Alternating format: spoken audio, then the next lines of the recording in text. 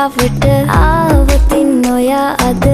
මාගෙම කරගන්නද රහසක් කියලා කිව්වොත් ඔයා මට මාවෙනම් නුඹේ අග රැජිනිය සදහට මං දෙවරක් නොහිතා සැරෙන් සැරේ කෝලෙන් බල බලා ඇසේ අස්සෙන් බොරුවට එපා වගේ හිඳින්න එපා රවන්න එපා ටිකෙන් ටිකේ ආලෙන් පුරවලා හිතේ හිස්තැන් නුඹ මට හිතක් වටින කෙනා නිසා චුට්ටක් කතාවට ආවොතින් ඔයා අද මාගෙම කරගන්නද රහසක් කියලා කිව්වොත් ඔයා මට මාවෙනම් නුඹේ අග රැජිනිය සදහට මං